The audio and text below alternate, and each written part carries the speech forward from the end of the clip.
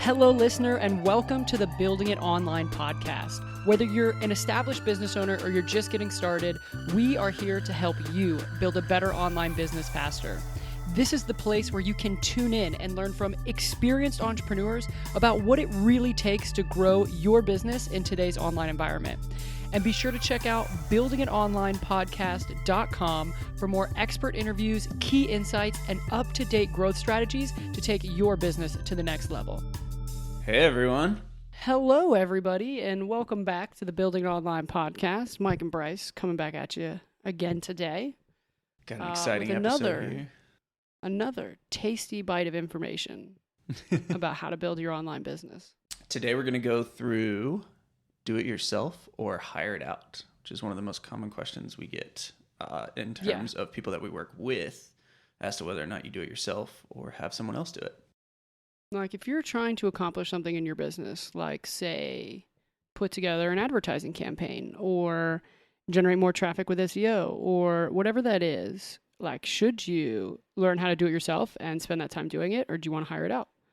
And I think that we have some insight because people hire us to do a lot of stuff, and we hire a lot of people to do stuff in our businesses, but we also learn how to do a lot of stuff in our businesses. So what is right for you is the question. I would say for me, there's a pretty good model that I heard about in a book recently that goes through like hourly rates. And if you can find somebody else to do something at a cheaper hourly rate than what it would cost you, and you could be working on something else making more money, then that's a pretty good starting point to figure out whether or not you should consider that.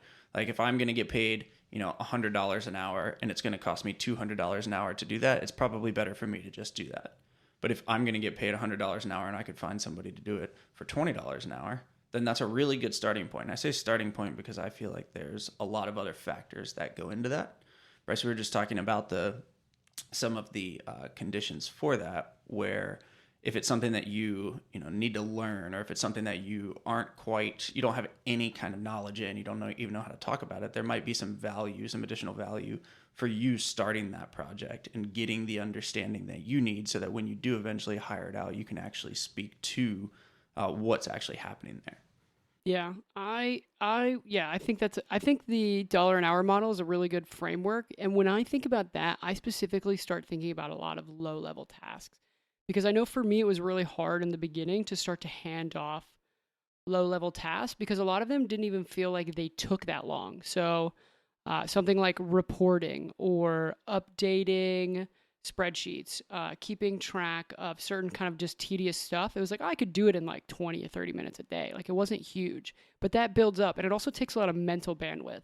So if I can hire somebody, and that really is like a $10 an hour job, and I'm making $100 an hour in my business, like get the $10 stuff off your plate so you can focus on the higher level activities. I'm a really big believer in like, you wake up with only so much mental bandwidth before you run out, and you want to make sure that you're using your mental bandwidth on the most high leverage activities. And so if you've got these tedious tasks that are taking up mental energy as well as like actual time in your day, you're not being as efficient with your time. So I think that how much are you going to make for an hour? How much do you want to make per hour? And then delegating out the smaller tasks is super important. Where I think that's challenge, like where the thing that I think is one of the conditions on that is when you're looking at like really high level technical tasks. So when I think about that, I'm thinking about like hiring someone to build Facebook campaigns and run advertising campaigns for your business, or hiring someone to do SEO. When you're looking for these high level tasks, again, like you're always going to kind of get what you pay for. So you don't want to find the lowest hourly rate that someone will do that at. You want to find someone who can deliver the results that you're looking for. And what that means is having an understanding of what are the results that you're looking for. So you need to get a fundamental understanding of like, how does this work? What kind of results should we be expecting? What am I paying for? What should someone that I'm paying for be doing?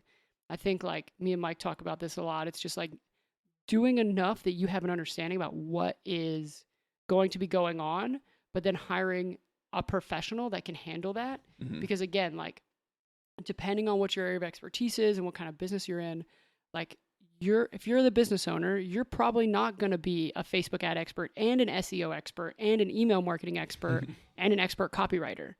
So if you're trying to do all of those things, you're spread so thin and you're mediocrely doing all of them most likely. Jack of all trades, master of none, right? Exactly. So it's like find some professionals that you can afford to hire in to do that for you and focus on the things that really grow your business, that you're best at, that you can grow your business. Yeah. Yeah, but have an understanding enough that if you're getting quality work. And I think for me, this was especially challenging in the beginning. Whenever new agencies are starting out, there's always like really tight books, and you've got to be careful at what you're actually spending money on and what you're spending time on. So if you're spending a lot of time looking for people to hire, and it would have only taken you an hour to do the project, maybe it's better to do the project, right? But it's for me. When I look at things, there's a lot of people that have like business and professional completely split, and I do agree with that to some extent. But when you look at the hours in the day, right, you have 24 hours in each day, regardless of where you live or who you are.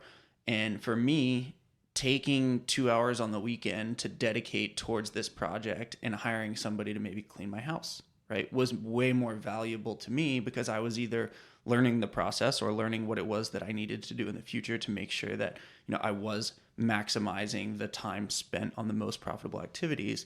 Whereas it would have taken me 2 hours to clean the house. Now it only cost me $40 to hire someone to do that. So I could have dedicated that, right? I did dedicate the time there. You want to be careful with that because you don't want to spend all weekend working. You don't want to spend 24 hours a day dedicated to, sitting in front of your computer doing this. But in the early stages, that was something that was really beneficial to me as well, was kind of overlapping the personal tasks as well in this, hired out or do it yourself equation. Yeah, I have hired people to clean my house, to make my food, to do my laundry at different times. Like I have hired people to do a lot of those tasks because I can command a much higher rate when I'm focused on good stuff for work. Yeah. And so, I mean, I think that makes so much sense in that model of like, open up enough time and again, like enough mental bandwidth for you to be able to move the needle with the important things that you can do in your business. I think if you're an entrepreneur and you're building a business or you own a business, the thing that you have to realize is like your biggest investment and your biggest asset to really like gain wealth in life is probably going to be your business. Just the annual return that you should be making on your business through annual growth is going to outdo, anyone at a job, anyone investing in the stock market, anyone investing in real estate, like any normal return, like a normal return on a stock market is like what, 8%? Real estate's like 11. But in your business, like you could grow like 20 or 30% year over year or more.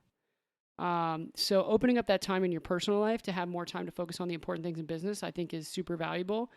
And then, again, like I just keep thinking on the flip side of that, it's like when you're looking for highly technical tasks in your business, that's when I think you want to get a good understanding of what you're going for, because it's really hard to hire for something that you just don't understand at all in any way.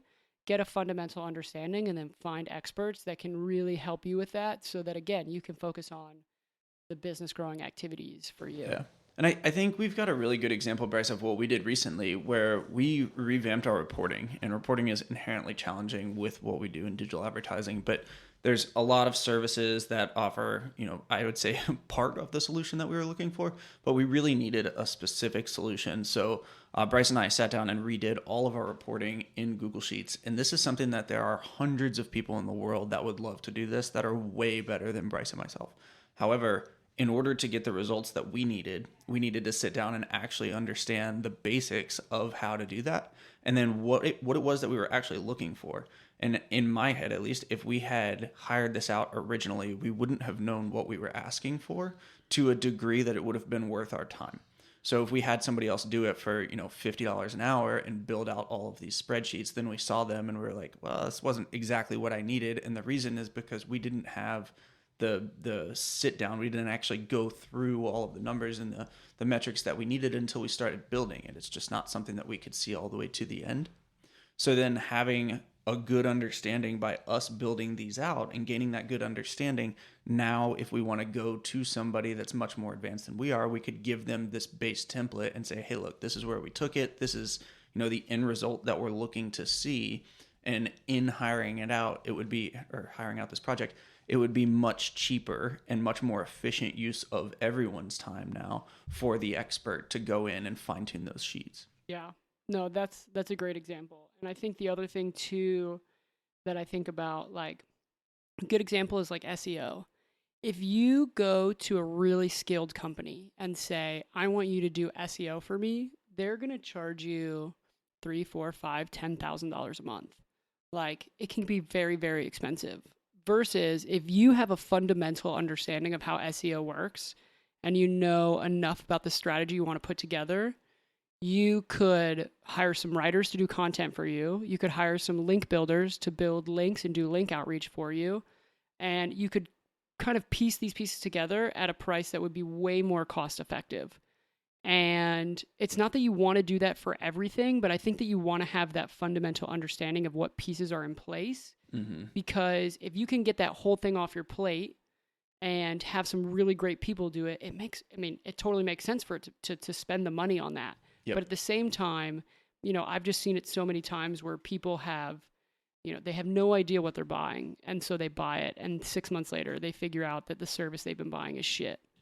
But they just didn't know what they were buying. So they didn't know what to look for. They didn't know what questions to ask. They didn't know any of it. And then, they just wasted a bunch of money buying a shit service. And no one was happy at the end of it. But had they had a basic understanding, they could have gotten a lot further. Yeah. So hopefully that helps, guys. That's a pretty quick and to the point episode on should you hire it out or do it yourself. If you guys have any questions, you can get in contact with us, buildingitonlinepodcast.com. There's lots of contact options there. Yes. And outsource your little tedious shit and, spend your time doing high leverage activities.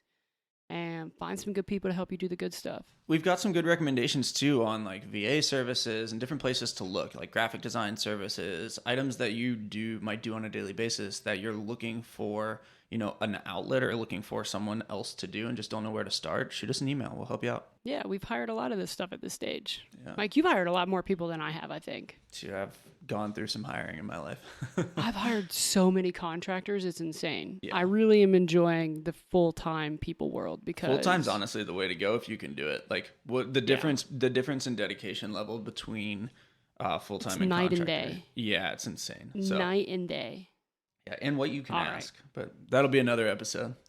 That's another one. Yep. We'll talk about full-time employees another day. Yep. It's great jamming with you, Mike. You guys, if you have any questions, hit us up. Leave us a review on iTunes if you like this episode, because that's how the internet works, and we would appreciate it. And have a great day out there. Thanks, guys. Later.